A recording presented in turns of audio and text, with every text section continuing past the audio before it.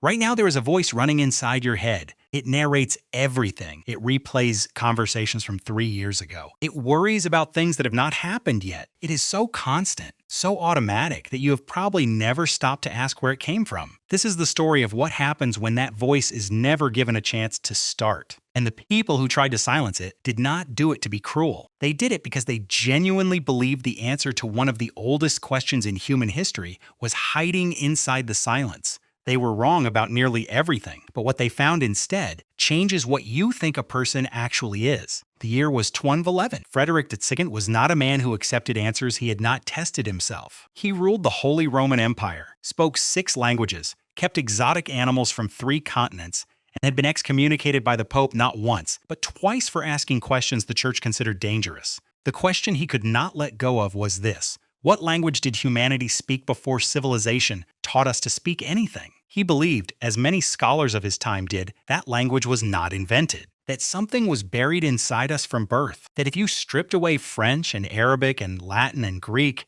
you would find something older underneath the original tongue, the language of creation itself. So he designed an experiment. He selected newborn infants. He arranged for nurses to feed them, bathe them, keep them warm and physically healthy. And then he gave a single instruction that would define everything that followed. The nurses were forbidden to speak. No words, no humming, no sounds of comfort. The children would receive everything the body required and nothing the person inside them needed. Frederick believed that without language being poured into them, the original language would eventually pour out. What came out instead was silence. And then, one by one, the children stopped breathing. We know this because a Franciscan chronicler named Salimbene di Adam recorded it roughly 70 years later. Salimbene was not an admirer of Frederick, but he was a careful historian, and what he wrote has stayed in the literature of developmental science for 8 centuries. He wrote that the children could not survive without the warmth of human faces, the rhythm of voices, the ordinary sound of being cared for. Their bodies had everything they needed. They still died. Frederick never found the original language. He found something else instead, something that no one at the time had words for.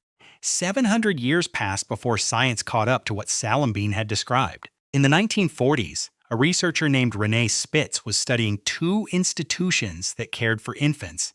The comparison between them should have been straightforward. The first was a well-funded foundling home, clean facilities, regular feeding, consistent medical attention. But the nursing staff was stretched too thin to give each child more than a few minutes of human contact per day.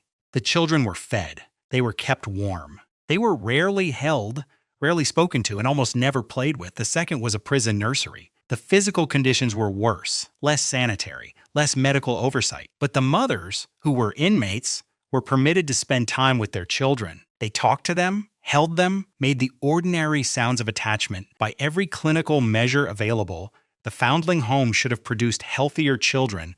The data showed the opposite. Foundling home infants developed normally through their first few months. Then something happened that the charts had no category for. They stopped reaching for objects. They stopped making sounds. They stopped tracking faces with their eyes. Many of them stopped growing entirely. By age 2, more than a third of them had died. Spitz named what he was watching. He called it hospitalism, a condition in which a body that has everything it needs to survive begins to fail because it has been deprived of something the medical charts had never thought to measure. What Frederick had stumbled upon in 1211, Spitz had now documented in a clinical study in the 20th century. Silence, it turned out, was not neutral, it was lethal. But the most important part of this story did not happen in a medieval court or a research institution. It happened in a house in Los Angeles in 1970. A social worker conducting a routine welfare check knocked on a door and was let inside. In a back bedroom, she found a 13-year-old girl who had spent nearly her entire life strapped to a chair. Her father had forbidden anyone in the household from speaking in her presence. For more than a decade, she had not heard a sentence directed at her. She had grown up in a room where human language simply did not exist. When she was found, she could not stand properly. She could not chew solid food. She had almost no control of her voice, and she had no language at all. Researchers came from across the country. Because this girl whose identity was protected and who became known in the scientific literature as Jeannie was, in a devastating and accidental way, the experiment that Frederick II had tried to run. A human being raised beyond language into adolescence, they wanted to know whether language could still be installed. What they found was complicated. Jenny learned words faster than anyone expected. Within a few years, she had accumulated thousands of them. But she never acquired grammar. She could communicate in fragments, nouns placed beside objects, names placed beside things. But she could not construct a sentence.